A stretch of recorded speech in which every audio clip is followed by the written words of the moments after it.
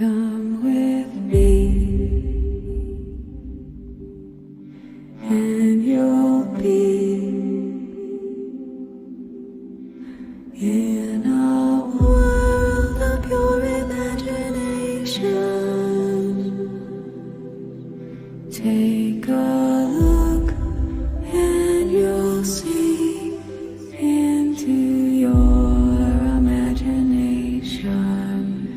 We'll begin with a spin, traveling in the world of my creation. What we'll see will defy explanation.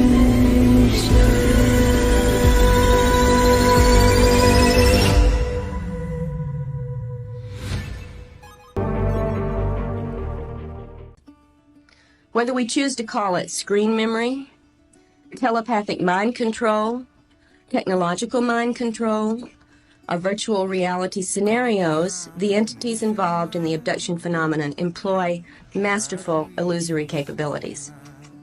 And I don't think the importance of this fact can be stressed strongly enough. It must affect all of our thinking and our research when it comes to these alien-human contacts.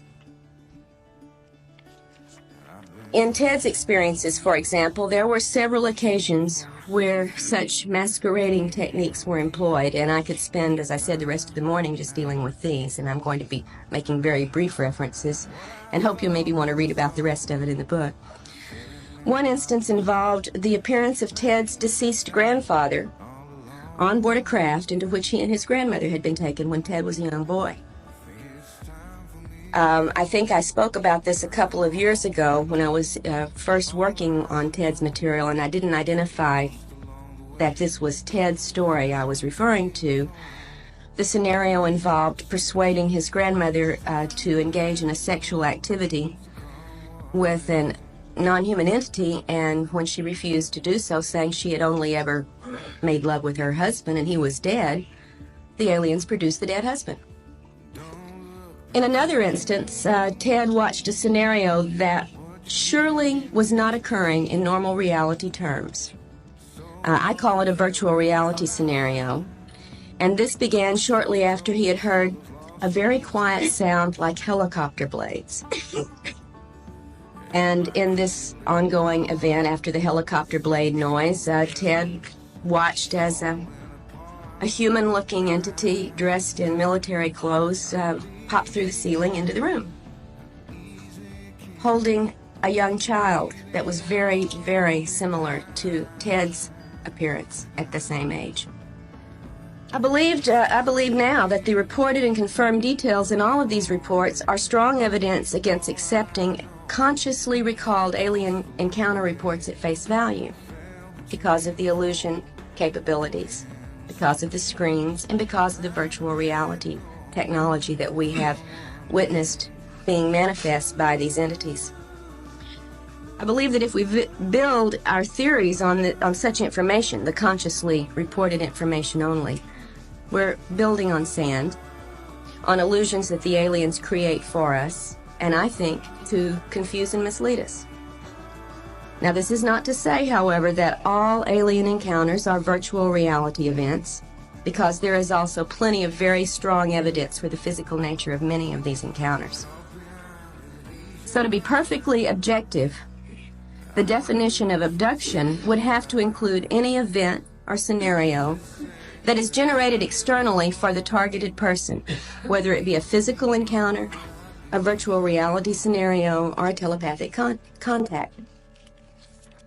In 1991 and 92, when Ted and Barbara began a series of regressions, it popped up in these events, this scenario that Ted had recalled as a story, but a very different version of that basic story emerged.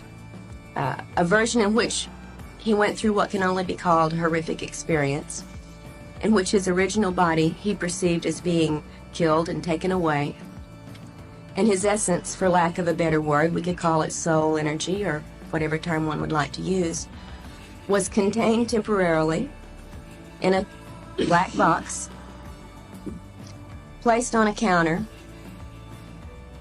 and transferred shortly thereafter into a cloned copy of young Ted's body.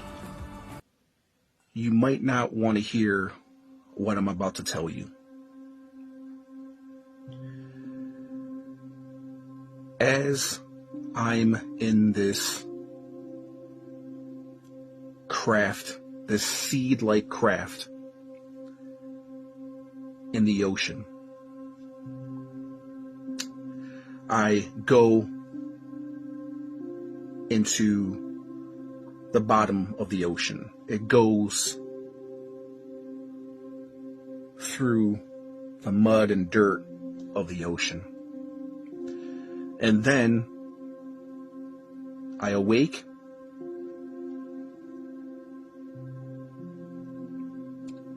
and then I arise from the dirt, the cold dirt, like a zombie, and I am reborn. And then I wake up. This craft that I was in was organic, and I was able to see its memories, and I was able to see its purpose, and I was able to see its identity. This craft had an identity, and it had a story, and it had memories.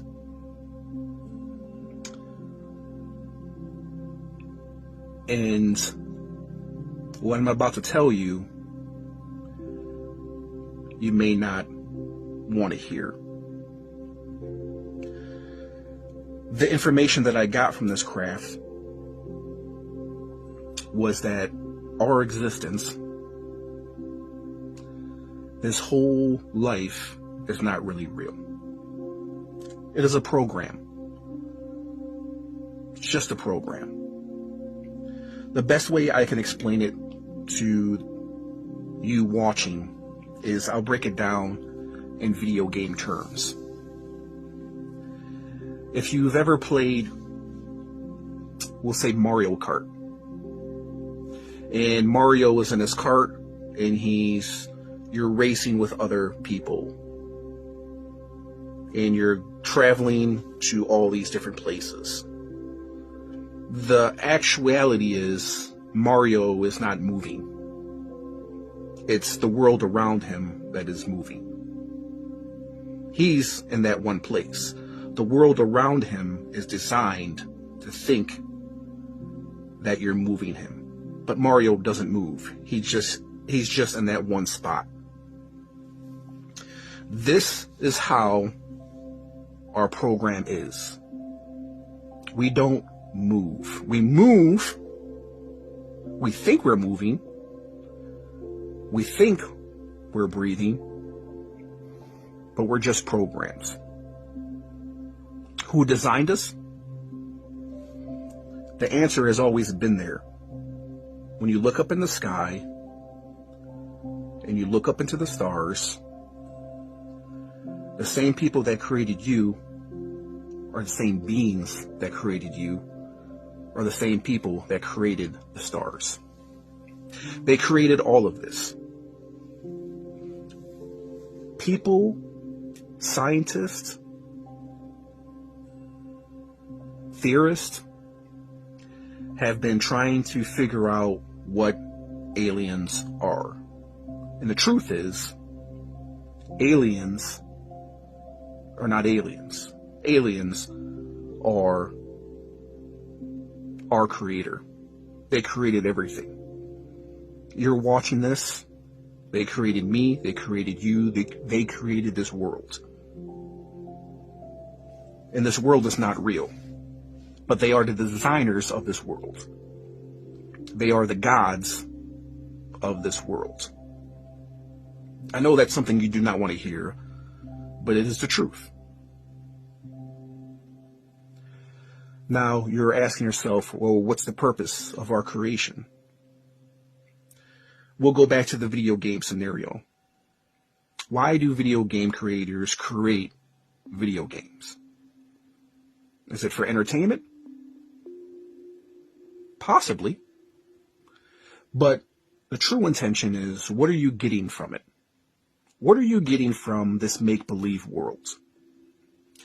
Let's take it a step further. What are these creatures, our creators, getting from us? And the truth is, well, you're not going to like the truth. The truth is that we are just simply containers. And inside us, the containers, are souls. Now, if you're a religious person, you're not going to like what I'm about to tell you. But the truth is, the creators, are interested in our souls.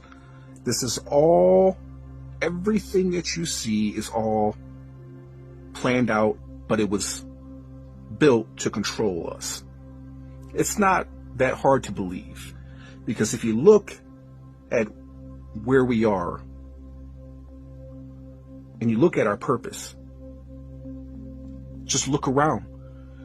Essentially, we are trapped. We are trapped here on this big ball of dirt, and out there in the sky is nothing. It's nothingness. What happens to our soul after we pass away? Russian scientists from the tech company Vlade have possibly figured out what happens to us after we pass away. They discovered our consciousness, memories, and even our essence can be tracked after death through a revolutionary technology that they have developed over the past decade. They call this discovery the Spirit Identification Code, or SIC for short. A unique identifier embedded at the atomic level within every individual, and this code is designed to function like a high-tech GPS device, allowing scientists to track the journey of a person's consciousness after their physical body ceases to function. The implications of such a breakthrough are mind-boggling. It suggests that our thoughts, experiences, and identity exist beyond our physical bodies. Vlade scientists performed the first human test a few days ago with a volunteer patient who underwent this experimental process at the moment he passed away. The Russian team activated the tracking system to observe the patient's consciousness to see where it would go. They encountered an unexpected challenge. They discovered the SIC code travels at a speed that is faster than their current recording computers could track, and as the computers struggled to keep up,